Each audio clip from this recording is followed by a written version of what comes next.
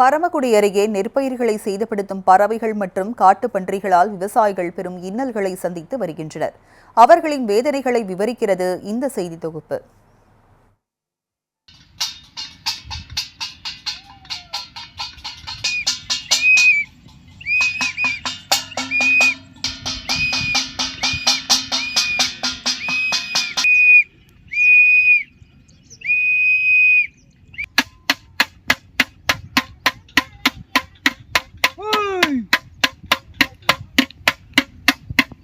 இவர்கள் போகி பண்டிகை கொண்டாடவில்லை. விளைநிலங்களில் பயிர்களை சேதப்படுத்தும் பறவைகளை துரத்துகின்றனர். வறட்சி மாவட்டம் என்று அழைக்கப்படும் ராமநாதபுரம் மாவட்டத்தில் வைகை ஆற்றை ஒட்டியுள்ள கண்மாய்களில் தண்ணீர் இருப்பு உள்ளதால் பரமக்குடி, பார்த்திபனூர், பரளை, கீழ்வடக்கூர் உள்ளிட்ட பகுதிகளில் சுமார் 10,000 ஏக்கரில் நெல் நடவு பணிகளில் விவசாயிகள் ஈடுபட்டுள்ளனர். வைகை ஆற்றை ஒட்டியுள்ள பகுதிகள் என்பதால் நாற்றங்கால் அமைத்து நாற்றுகள் வளர்த்து அதன் பின் 30 முதல் 45 நாட்கள் கழித்து அதனை பறித்து வயல்களில் நடவு செய்கின்றனர்.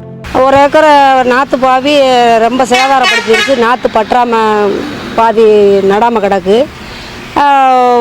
பறவைகள் தொந்தரவு, பன்னி, மான் இதெல்லாம் ரொம்ப தொந்தரவு பண்ணி உழப்பி நாற்றுகளை ரொம்ப சேதாரப்படுத்தியிருக்கு. அரசு பார்த்து எங்களுக்கு என்ன உதவி பண்ணுங்க, வனத்துறைகள் பார்த்து நடவடிக்கை எடுங்க. நடவு செய்வதற்கு வசதியாக வயல்களில் உழவு பணிகள் மேற்கொண்டு தண்ணீர் பாய்ச்சுவார்கள். அது போன்ற சமயங்களில் வயல்களில் உள்ள பூச்சிகள், புழுக்கள், நண்டு, சிறு மீன்கள் உள்ளிட்ட ஏராளமான உயிரினங்கள் வெளியேறுவது வழக்கம். இவற்றை உண்பதற்காக நீர்க்காகம், கானாங்குருவி, செங்கல் நாரை, கொக்கு உள்ளிட்ட பறவை இனங்கள் இரை தேடி வருவது இயல்பான ஒன்றுதான். பொதுவாக வயல்களில் 10 முதல் 20 பறவைகள் வரை கூட்டமாக வந்து இரை தேடும். ஆனால் இந்த ஆண்டு கருப்பு காக்கை என அழைக்கப்படும் பறவைகள் ஆயிரக்கணக்கில் கூட்டமாக வந்து நாற்றுகளை கொத்தி தின்று விடுவதால் விவசாயிகள் செய்வதறியாது தவித்து வருகின்றனர். அத்துடன் இரவு நேரங்களில் காட்டுப் பன்றிகள் வயல்களில் புகுந்து பயிர்களை நாசம் செய்து விடுவதால் விவசாயிகள் மிகுந்த சிரமத்திற்கு ஆளாகின்றனர். பறவைகள் மற்றும் காட்டுப் பன்றிகளின் தொல்லையால் பாதிக்கும் மேற்பட்ட நாற்றுகள் நடவு செய்ய முடியாத நிலையில் உள்ளதாக வேதனை தெரிவிக்கின்றனர் விவசாயிகள். இதுகுறித்து வேளாண் துறை மற்றும் வனத்துறை அதிகாரிகளுக்கு புகார் அளித்தும் நடவடிக்கை எடுக்காத நிலையில் தங்களால் இயன்ற அளவிற்கு பறவைகளை விரட்ட பாலிதீன் கவர்களை கட்டியும் விசில் அடித்தும் தட்டுகளால் ஓசை எழுப்பியும் பறவைகளை விரட்டி வருகின்றனர். பறவைகளை விரட்டும் பணி காரணமாக தங்களால் வேறு எந்த கூலி வேலைக்கும் செல்ல முடியாத நிலை ஏற்பட்டுள்ளதாக வேதனை தெரிவிக்கும் விவசாயிகள் பன்றி மற்றும் காட்டு பன்றிகளிடமிருந்து பயிர்களை காப்பாற்ற அரசும் வனத்துறையும் உடனடி நடவடிக்கை எடுக்க வேண்டும் என்று கோரிக்கை விடுத்துள்ளனர். பன்னி ரொம்ப மோசம் பண்ணுது. எங்களை வாழ்வாதாரத்தையே சிதைக்குது. நீங்கள் எங்களுக்கு ஒன்றும் இது பண்ணுறதில்ல. நாங்கள் நைட்டில் மேளம் வச்சு தட்டுறோம், தட்டுகளை வச்சு தட்டுறோம், பாலித்தீன் கவரெல்லாம் கட்டி போட்டிருக்கிறோம். அதையெல்லாம் மீறி எங்களை பாடுபடுத்துது. நாங்கள் வேலைக்கே போக முடியலை. விவசாயம் நாங்கள் கூலி வேலை பார்க்குற எனக்கெல்லாம் பொழப்பே கிடையாது, எந்த வேலையுமே இல்லை. நான் கூலி வேலை பார்த்தா தான் சாப்பிட முடியும்.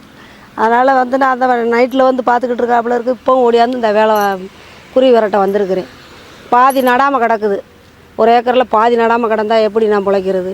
நாற்றங்கால் அமைத்து 20,000 ரூபாய் வரை செலவு செய்துள்ள நிலையில் நாற்றுகளை பறவைகள் சேதப்படுத்துவதால் வனத்துறையிடமிருந்து இழப்பீடு பெற்றுத்தர வேண்டும் என்று விவசாயிகள் அரசை வலியுறுத்துகின்றனர். பறவைகள் தாக்கம் அதிகமாக இருக்குது.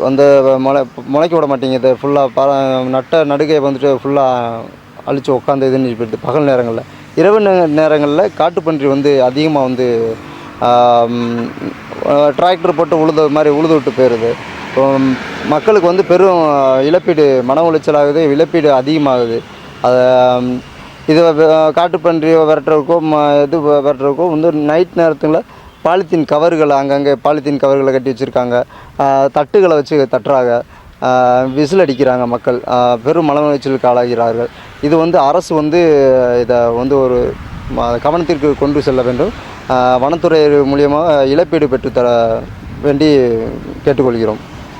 வறட்சி பூமியான ராமநாதபுரத்தில் தண்ணீர் கிடைக்கும் போது மட்டுமே சாகுபடி பணிகளை மேற்கொள்ள முடிகிறது.